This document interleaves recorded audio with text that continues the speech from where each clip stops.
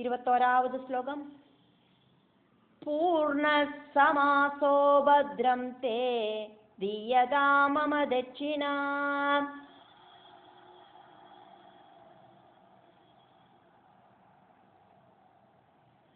പൂർവം തസ്യ നിമിത്തം ഹി സ്മര്യതേ സ്വവജോ യതി.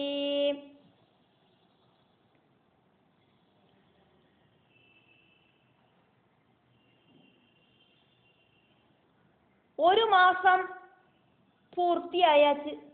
இப்போ நீ எனக்கு தானம் பண்ணிட்டு தட்சணை கொடுத்தாதான் தானம் அப்படிங்கிறது செல்லுபடியாகும். ஒரு மாசம் பூர்த்தியாகிறதுக்கு முன்னாலேயே தட்சணை தரேன் அப்படின்னு நீ சொன்னது ஞாபகம் இல்லையா? அந்த தட்சணையை வாங்கறதுக்காக நான் இப்போ உன்னை தேடிண்டு காசி பட்டணத்துக்கு வந்திருக்கேன். எனக்கான தட்சணையை கொடு, உனக்கு மங்களம் உண்டாகட்டும். ராஜோவாஜா, மகாராஜா ஹரிச்சந்திரன் விஸ்வாமித்திரனுக்கு பதில் சொல்றார்.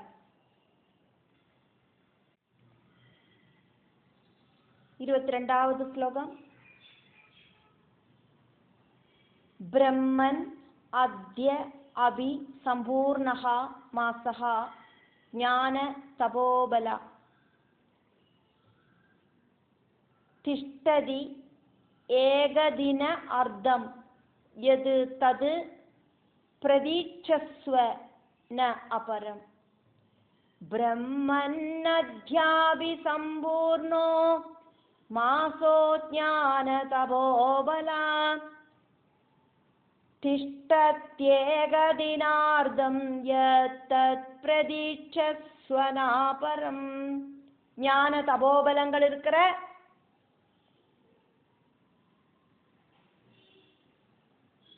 பிராமண மாசம் இனியும் பூர்த்தியாகலை. இனியும் அரை நாள் கூடியும் இருக்கே. அந்த அளவுக்கு டைம் கூடியும் நீங்கள் காத்திருக்கணும் மகர்ஷே.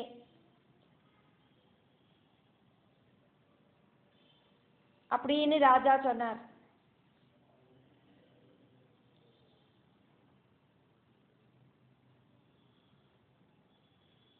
பிராமண மாசம் அப்படின்னு ஒரு மாசம் இல்லை. ஆனா இங்க குறிப்பிட்டது ரொம்ப ரொம்ப விசேஷமான நாளா இருக்கிற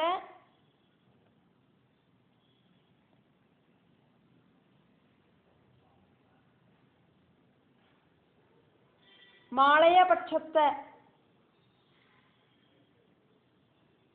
குறிப்பிட்டிருக்கார் மகாராஜா.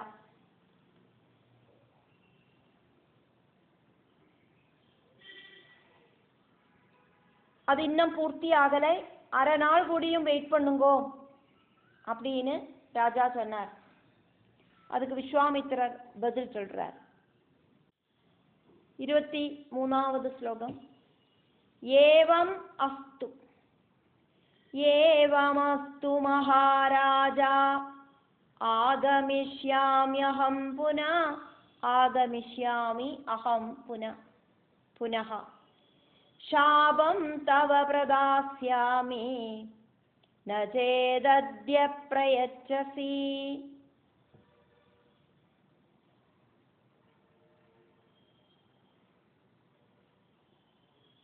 அப்படியே ஆகட்டும் மகாராஜாவே, நான் மறுபடியும் வரேன். நான் வரும்போது நீங்கள் சத்தியம் செஞ்ச மாதிரி தட்சிணை தரலைனா நான் உங்களை சபிக்கவும் செய்வேன். அதையும் இப்பவே சொல்லிடுறேன்.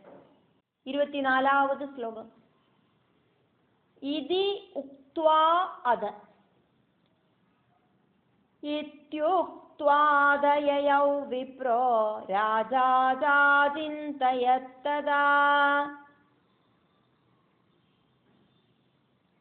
இதி உக்த்வா அத யயௌ விப்ரஹா ராஜா அஜிந்தயத் ததா கதம் அஸ்மை பிரயச்சாமி தட்சிணா யா பிரதிஷ்ருதா. இத்யுக்த்வாதயௌ விப்ரோ ராஜா ஜாதிந்தயத் ததா கதமஸ்மை பிரயச்சாமி தட்சிணாயா பிரதிஸ்ருதா. இப்படி சொல்லிட்டு விஸ்வாமித்ரர் அப்படிங்கிற முனி பிராமண வேஷத்திலேயாக்குமே வந்திருக்கார். இப்போ பிராமணனான அவரு அங்கேருந்து போயிட்டார். ராஜாவாகட்டும் அப்போது யோசனை பண்ணினார், சத்தியம் செஞ்சு கொடுத்தா மாதிரி நான் எப்படி இவருக்கு தட்சிணை கொடுப்பேன் பகவானே, ஒரு வழியும் காணுமே. 25வது ஸ்லோகம்.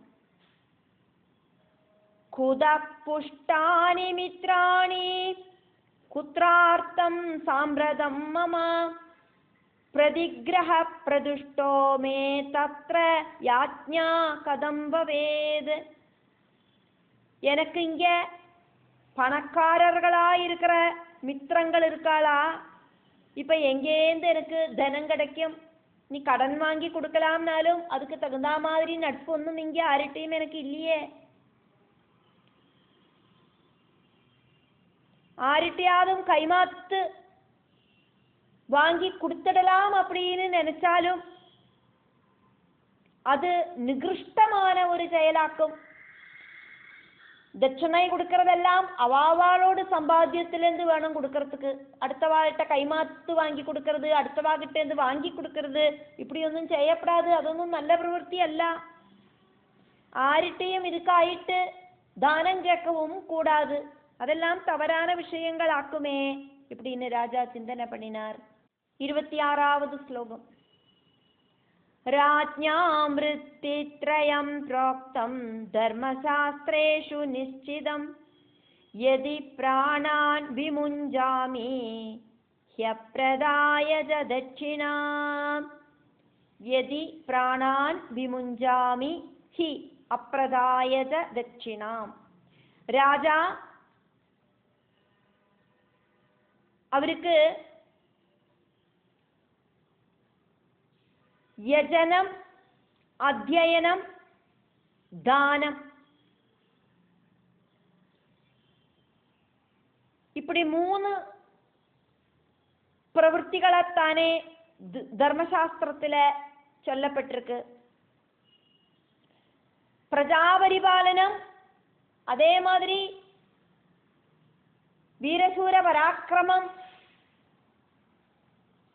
எல்லாம் படிக்கல், வேத ஞானங்களை படிக்கல், அதே மாதிரி தானம் பண்ணல், இதெல்லாம் தானே ராஜதர்மமாயிட்டு சொல்லப்பட்டிருக்கு. தட்சிணை இந்த பிராமணனுக்கு கொடுக்காதைக்கு என்னோட உயிர் போச்சுன்னா அது அதர்மமாயிடும். நான் தரேன்னு சொன்னதாக்கும், தட்சணை தந்துக்கிறேன்னு சொல்லி சத்தியம் வேற செஞ்சேன், என்னத்தை செய்யறது? 27வது ஸ்லோகம். பிரம்ம ஸ்வாஹ கிருமி பாவோ பவிஷ்யாமதமாதமா பவிஷ்யாமி அதம அதமஹ அதவா பிரேததாம் யாஸ்யே வர ஏவாத்ம விக்ரயாம்.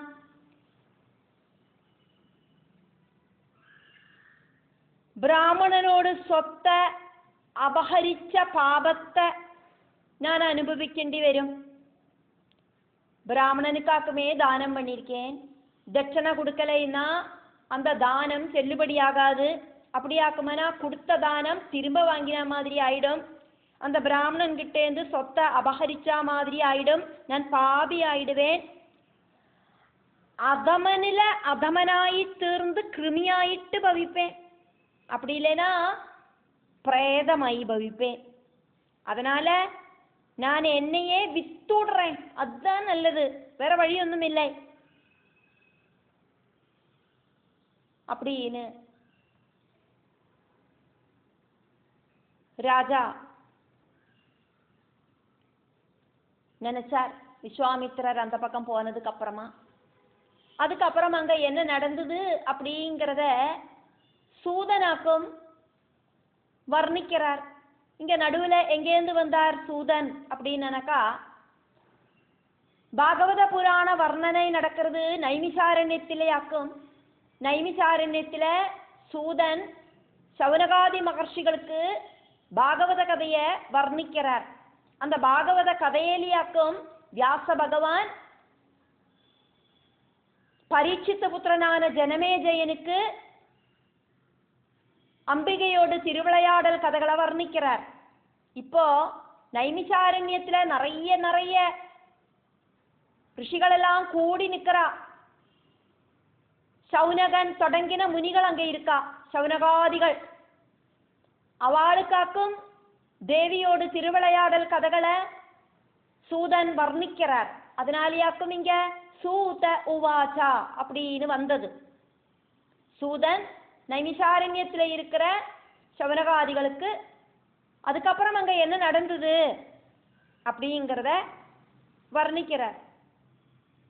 சூதன் வர்ணிக்கிற கதையிலேயாக்கும் வியாசரும் ஜனமேஜயனும் அந்த கதைக்குள்ள கதையை ஆயிட்டாக்கும் நம்ம பார்த்துட்டு இருக்கிற விஸ்வாமித்ரனும் ஹரிச்சந்திரனும் எல்லாம் வரதை நம்ம பார்த்துட்டு இருக்கோம். கதையோட அந்த கண்டினியூஷன் விட்டு போகப்படாது, அதை நம்மளை ஞாபகப்படுத்துறதுக்கு வேண்டிட்டாக்கும் இங்க சூத உவாச்சா அப்படின்னு சொல்லப்பட்டது. சூதன் சொன்னார், நைமிசாரண்யத்தில் இருக்கிற கூடி நிற்கிற மகர்ஷிகளுக்கெல்லாம் கதை சொன்னார். அதுக்கப்புறம் அங்க என்ன நடந்தது அப்படின்னு 28வது ஸ்லோகம். ராஜானம் வியாகுலம் தீனம் சிந்தயானமதோமுகம் பிரத்யுவாஜ ததா பத்னி பாஷ்ப கத்கதயா கிரா. கவலையோடு கூடிட்டு சங்கடத்தோடு கூடிட்டு முகத்தை கீழே தொங்க போட்டு இருக்கிற ராஜா கிட்ட அவரோட பத்னி அப்போது கண்ணீர் ஒழுக தொண்டை அடக்க இப்படி சொன்னா. என்ன சொன்னா அப்படிங்கிறது அடுத்த ஸ்லோகம். 29வது ஸ்லோகம். தியஜ சிந்தா மகாராஜா ஸ்வதர்மம் அனுபாலயா. ஸ்வதர்மம் அனுபாலயா. பிரேதவத் வர்ஜனீயோ ஹி பிரேதவத் வர்ஜனீயஹ. பிரேதவத் வர்ஜனீயோ ஹி நர சத்யபஹிஷ்கிருதா.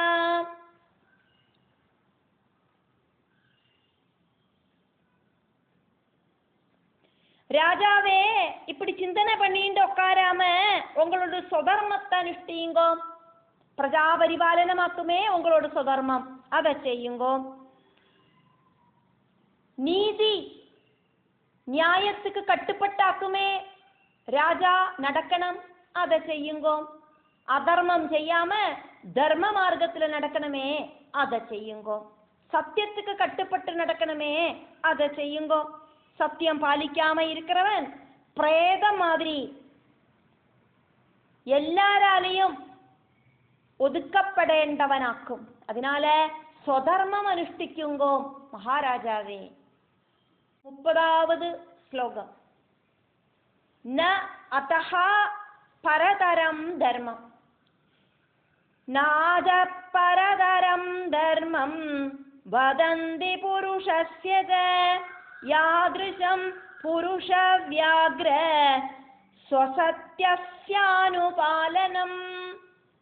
സ്വസത്യസ്യ അനുപാലനം. സ്വയം செஞ்ச சத்தியத்தை செய்யறத விட ஒருத்தருக்கு ஒரு சத்தியத்தை பண்ணி கொடுத்தா அந்த சத்தியத்தை காப்பாத்துறத தவிர ஒரு விஷயம் நான் செஞ்சு தரேன் அப்படின்னு சொன்னானா அதை செஞ்சு முடிக்கிறத விட சிரேஷ்டமான தர்மம் அப்படிங்கிறது வேற இல்லை அப்படின்னு தர்மசாஸ்திரங்களில சொல்லப்பட்டிருக்கே. அதர்மம் இல்லாத தர்மபரமாயிருக்கிற நியாயத்துக்கு கட்டுப்பட்ட ஒரு விஷயம், அடுத்தவாளுக்கு துரோகம் அல்லாத ஒரு விஷயம் நான் செஞ்சு தரேன் அப்படின்னு உறுதி சொன்னா அதை செஞ்சு கொடுக்கறதாக்குமே தர்மம். 31வது ஸ்லோகம். அக்னிஹோத்ரமதீதம் ச தானாத்யா சகலா க்ரியாः பவந்தி தஸ்ய வைபல்யம் வாக்யம் யஸ்யான்ருதம் பவேத். யஸ்ய அனுருதம் பவேத். അഗ്നിഹോത്രം, സ്വാധ്യായം, தானாதி கர்மங்கள், இதெல்லாம் சகல கர்மங்களும் செஞ்சவன் ஆனாலும், இப்படி இருக்கிற எல்லா கர்மங்களும் செஞ்சவன் ஆனாலும், அக்னியில ஹோமம் வளர்த்து யாகயஜ்ஞங்கள் செஞ்சாலும், ஸ்வயம் பரபிரம்மத்தை தெரிஞ்சுக்கிறதுக்கான ஞான விஷயங்களை படிச்சு அதை அடுத்த வாளுக்கு படிப்பிச்சாலும், நிறைய நிறைய தான கர்மங்கள் எல்லாம் செஞ்சாலும், இது எல்லாத்தையுமே செஞ்சாலும், அத்தனையும் செஞ்சானாலும் பொய் பேசுறவன் ஆக்கும் அப்படின்னாக்கா அதெல்லாம் வேஸ்ட். അഗ്നിഹോത്രത്താലെയും സ്വാധ്യായത്താലെയും ദാനധർമാദികളാലെയും ഒരു പ്രയോജനവുമില്ല. உண்மைய பேசி உள்ளபடி நடந்தா உன்னதமாக வாழலாம். இங்கே സ്വധർമ്മം അനുഷ്ഠിക്കണം മഹാരാജാവേ, നിങ്ങൾ സത്യத்துக்கு കട്ടുപെട്ടവരാക്കും, അതിനാൽ സത്യം എന്ന് ചൊന്നേളോ അത് ചെഞ്ചു മുടിക്കണം. 32ാவது ശ്ലോകം. സത്യമത്യന്തമുദിതം സത്യം അത്യന്തം ഉദിതം. സത്യമത്യന്തമുദിതം ധർമ്മശാസ്ത്രേഷു ധീമതാം താരണായാനൃതം തദ്വത് പാദനായാകൃതാത്മനാം. സത്യമത്യന്തമുദിതം ധർമ്മശാസ്ത്രേഷു ധീമതാം താരണായാൻ ഋതം തദ്വത് പാദനായാ அகிருத ஆத்மனா. புத்தி இருக்கிறவாளுக்கு இந்த பிரபஞ்சத்தில் இருக்கிற பவசாகரமா இருக்கிற இந்த சமுத்திரத்தை தாண்டறதுக்கான உபாயமாக்கும் சத்தியம். பிரகிருதி அப்படிங்கிற சம்சார கடலை தாண்டறதுக்கான ஒரு உபாயமாக்கும் சத்தியம். துஷ்ட புத்திகளுக்கு அதப்பதனத்துக்கான வழியாக்கும் சத்தியம் இல்லாத தன்மை, அசத்தியம். இதாக்கும் சாஸ்திரத்துல சொல்லப்பட்டிருக்கு அப்படின்னு மனைவி கணவருக்கு எடுத்து சொல்றார். 33வது ஸ்லோகம்.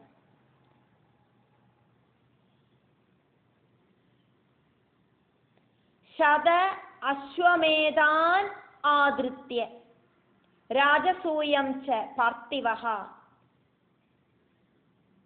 കൃത്വാ രാജാ സഹൃദ് സ്വർഗാത് അസത്യ വചനാത് ച്യുതഃ.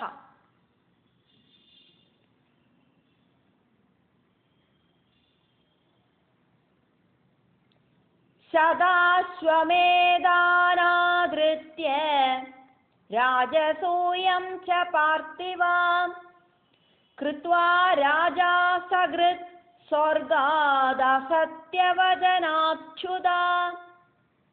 100 അശ്വമേധവും രാജസൂയ യാഗവും செஞ்சிட்டும் யயாதி மகாராஜா ஒரே ஒரு தடவை ஒரு பொய் சொன்னார். அதனாலேயே சொர்க்கத்திலேருந்து தொப்பக்கட்டின்னு கீழே விழுந்துட்டார். அது உங்களுக்கு தெரியலையா அப்படின்னு எல்லாம் ராஜபத்னி கேட்டா அப்படின்னு இங்க சூதன் சௌனகாதிகள் கிட்ட வர்ணிக்கிறார். ராஜபத்னி கேட்ட கேள்விகளுக்கு ஹரிச்சந்திரர் பதில் சொல்றார். அதாக்கும் ராஜோவாஜா, மனைவிக்கு பதில். 34வது ஸ்லோகம். வம்சவிருத்திகரச்சாயம் புத்திரஸ்திஷ்டதி பாலகா உச்யதாம் வக்துகாமாசே யத்வாக்யம் கஜகாமினி. வம்சவிருத்திகரஹ ச அயம் புத்ரஹ திஷ்டதி பாலகஹ உச்யதாம் வக்துகாமாசி யத் வாக்கியம் கஜகாமினி. ஏ அழகி மனைவி, வம்சம் நிலநிறுத்துறதுக்காக்கும் இந்த என்னோட புத்திரன் என் கூட இருக்கான். என்னோடு இந்த ராஜவம்சத்தை காப்பாத்துறதுக்காயிட்டு என்னோட புத்திரனான ரோஹிதாஸ்வன் அப்படிங்கிற இந்த பாலன் இருக்கானே. நீ என்னமோ என்கிட்ட சொல்லறதுக்கு ஆசைப்படுறியே, ஓப்பனா சொல்லு, என்ன வக்கும் அது? அதுக்கு மனைவி பதில் சொன்னா, பத்னி உவாச்ச. சூதனாக்கும் நைமிஷாரண்யத்தில் இருக்கிற ரிஷிகளுக்கெல்லாம் கதையை வர்ணிக்கிறார் அப்படிங்கிறத நம்ம ஆரம்பத்தில் பார்த்தோம். 35வது ஸ்லோகம். ராஜன்மாபூத சத்யம் தே பும்சாம் புத்ரபலா ஸ்த்ரீயः தன்மாம் பிரதாய வித்தேன தேஹி விப்ராய தட்சிணாம். ராஜன், மா அபூத் அசத்யம் தே பும்சாம் புத்ரபலாஹ ஸ்த்ரீயः தது மாம் பிரதாய வித்தேன தேஹி விப்ராய தட்சிணாம். ராஜாவே, நீங்கள் அந்த பிராமணனுக்கு கொடுத்த சத்தியத்தை ஒருபோதும் மீறக்கூடாது. அவருக்கு சொர்ணம் கொடுக்கறேன்னு சொல்லியிருக்கார். 2.5 பலம் தூக்கம் இருக்கிற சொர்ணமாக்கும் தட்சணையாயிட்டு கொடுக்கறேன்னு சொல்லியிருக்கார். இனி நம்ம கையில இருக்கிறது அரை நாள் மட்டும்தான் இருக்கு. அதனால அவருக்கு கொடுத்த வாக்க நீங்க ஒருபோதும் தவறக்கூடாது. புருஷாளுக்கு புத்திரர்களை பிரசவிச்சு கொடுக்கிறவளாக்கும் ஸ்திரீகள். நான் உங்களுக்கு ஒரு புத்திரனை கொடுத்தாச்சு, உங்களோட வம்சத்தை நிலநிப்பாட்டுறதுக்காயிட்டு உங்களுக்கு நான் நம்ம கூட இருக்கிற இந்த புத்திரனை பிரசவிச்சு தந்துட்டேன். அப்படி இருக்கிறத நான் ஒரு விஷயம் சொல்லுறேனே, பொறுமையா கேளுங்கோ. என்ன வித்து அந்த பணத்தை வாங்கி அந்த பிராமணனுக்கு தட்சணைய கொடுங்கோளே, பிரச்சனையே தீர்ந்து போயிடும் அப்படின்னு மனைவி ராஜா கிட்ட சொன்னா அப்படின்னு சூதன் நைமிஷாரண்யத்தில் இருக்கிற சௌனகாதி மகர்ஷிகளுக்கு சொன்னார். இப்போ இந்த கதைய முன்னால கொண்டு செல்லறவர் வியாச பகவானுக்கும், சூதன் நைமிஷாரண்யத்தில் இருக்கிற மகர்ஷிகளுக்கு சொன்ன கதைக்குள்ள வர அந்த கதைகளெல்லாம் வர்ணிக்கிறது வியாச மகர்ஷியாக்கும். வியாச மகர்ஷி ஜனமேஜயனுக்கு வர்ணிக்கிறார், அதையாக்கும் பார்த்துட்டு இருக்கோம். அதனால வியாச உவாச்சா அப்படின்னு இங்க நம்ம பார்க்கிறோம். வியாச பகவான் ஜனமேஜயனுக்கு கதையை கண்டினியூ பண்றார். இப்போ சூதன் அப்படி சொல்லி நிப்பாட்டினார் அப்படிங்கிறத சொல்லிட்டு நம்மளை இந்த பாகவதம் புராணமாக்கும். இந்த பாகவத புராணம் நைமிஷாரண்யத்திலேயாக்கும் சூதன் சௌனகாதிகளுக்கு வர்ணிக்கிறார் அப்படிங்கிறத நம்மளை ஞாபகப்படுத்தினதுக்கு அப்புறம் இப்போ இங்க வியாச பகவான் ஜனமேஜயனுக்கு கதையை கண்டினியூ பண்றார். அதனால வியாச உவாச்ச. 36வது ஸ்லோகம். ஏதத்வாக்யமுபஸ்ருத்ய யயௌ மோஹம் மஹேபதே பிரதிலப்யஜ சம்ஞாம் வை விலலாபாதி துக்கிதா. ஏதது வாக்கியம் உபஸ்ருத்யா. மனைவி சொன்ன வாக்குகளை கேட்டுட்டு ராஜா தளர்ந்து மயக்கம் போட்டு கீழே விழுந்துட்டார். போதம் போச்சு, நினைவில்லை. ரொம்ப ரொம்ப துக்கத்தோடு கூடிட்டு அவருக்கு என்ன பண்றதுன்னே தெரியாம மயங்கி கீழே விழுந்துட்டார். அதுக்கப்புறம் எப்படியோ தன்னை சேர்த்திண்டு அவரு சங்கடத்தோடு கூடிட்டு அழ ஆரம்பிச்சார். 37வது ஸ்லோகம். மஹதுக்கமிதம் பத்ரே யத்வமேவம் பிரவீஷி மே கிம் தவ ஸ்மித சல்லாபா மம பாபஸ்ய விஸ்மிருதாः. மகது துக்கம் இதம் பத்ரே யது துவம் ஏவம் பிரவீஷி மே. மங்களரூபியாய் இருக்கிறவளே, என்னோட மனைவி, நீ சொன்ன வாக்கு என்ன தாங்க முடியாத துன்பத்துல ஆழ்த்துறது. பரமாத்மாவா இருக்கிற பகவான் இதெல்லாம் பார்த்துட்டு தான் இருக்கார். பாபாத்மாவான எனக்கு உன்னோட அழகான முகத்தை எப்படி மறக்கிறதுக்கு சாதிக்கும்னு சொல்லறாய். 38வது ஸ்லோகம். ஹா ஹா த்வயா கதம் யோக்யம் வக்தும் ஏதது சுஜிஸ்மிதே துர்வாச்யம் ஏதது வசனம் கதம் வதசி பாமினி. ஹா ஹா த்வயா கதம் யோக்யம் வக்துமேதத் சுஜிஸ்மிதே துர்வாச்யமேதத் வசனம் கதம் வதசி பாமினி. கஷ்டம் கஷ்டம். அழகா புன்னகை பண்றவளே, கஷ்டம். உனக்கு இது எப்படி சொல்லறதுக்கு தோணித்து? எங்கிட்ட சொல்லக்கூடாத விஷயத்தை நீ என்னத்துக்கு இப்படி சொல்லின்னு இருக்காய்? எனக்கு சங்கடம் உண்டாகிறது. 39வது ஸ்லோகம். இதி உக்த்வா நிருபதி ஸ்ரேஷ்டஹ இத்யுக்த்வா நிருபதி ஸ்ரேஷ்டோ நதீரோதார விக்ரயே நிபபாத மஹி பிருஷ்டே மூர்ச்சயாதி பரிப்ளுதா. இப்படி சொல்லிட்டு மனைவிய விக்கிறதுக்கு தைரியம் இல்லாத சங்கடப்பட்டு அழுதுன்னு இருக்கிற அந்த ராஜா மயக்கம் போட்டு மறுபடி தொப்பக்கட்டின்னு பூமியில விழுந்தார். 40வது ஸ்லோகம். शयानं भुविदं दृष्ट्वा मूर्छया अभिमहीपतिं मूर्छया अभिमहीपतिम् उवाच इदम् उवाचेदं सुकरुणं राजपुत्री सुदुःखिता. மயக்கம் போட்டு கீழே விழுந்து கிடக்கிற ராஜா கிட்ட அவரோட பத்னி சங்கடத்தோடு கூடிட்டு ரொம்ப ரொம்ப அன்போடு கூடிட்டு கருணை தோணரா மாதிரி அழுதுண்டு இப்படி சொன்னான். 41வது ஸ்லோகம். ஹா மகாராஜா, கஸ்ய இதம் அபத்யானாத் உபாகதம் நிபததஹ யஹ த்வம் பூமௌ ரங்கவத் சரணோஜிதஹ. ஹா மகாராஜா, கஸ்யேதமபத்யானாத் உபாகதம் நிபததோ யஸ்த்வம் பூமௌ ரங்கவத் சரணோஜிதா.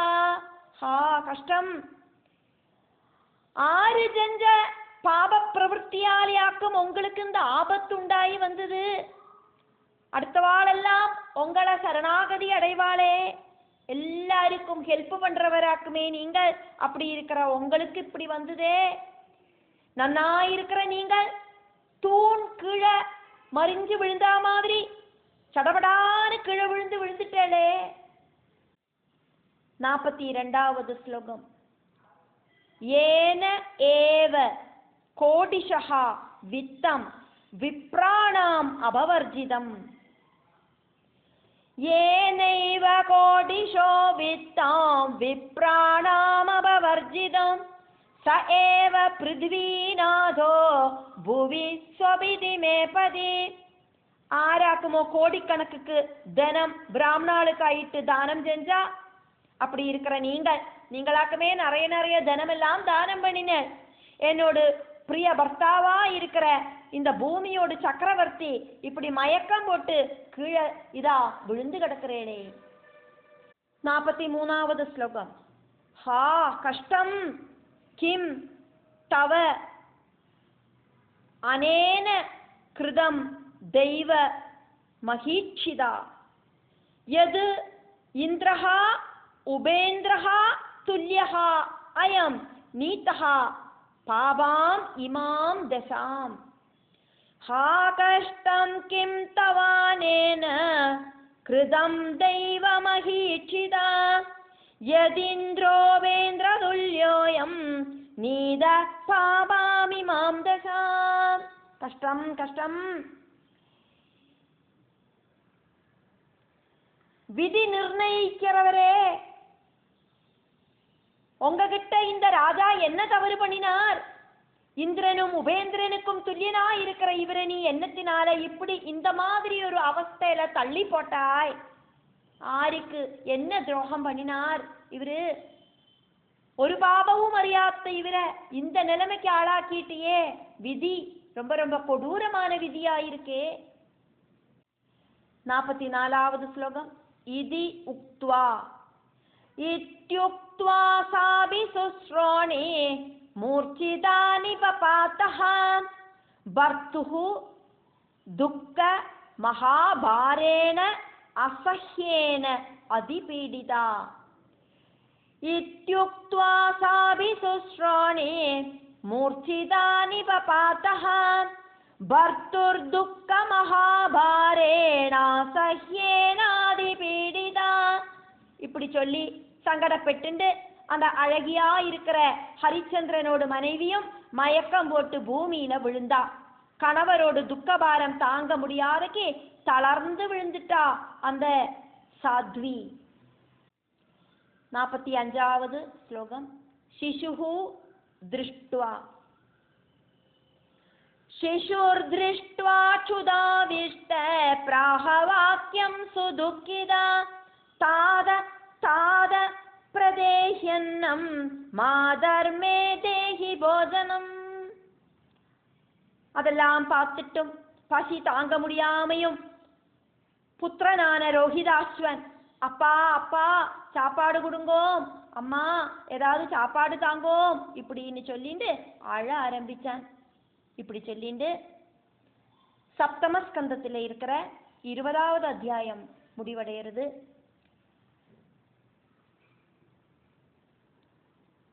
இதுக்கெல்லாம் ஒரு தீர்வு ஆதிபராசக்தியா இருக்கிற அம்பிகை குடுப்பல் அப்படின்னு சொல்லிண்டாக்கும் வியாச பகவான் இந்த கதைகளெல்லாம் வர்ணிச்சுட்டு இருக்கார் ஜனமேஜயனுக்கு.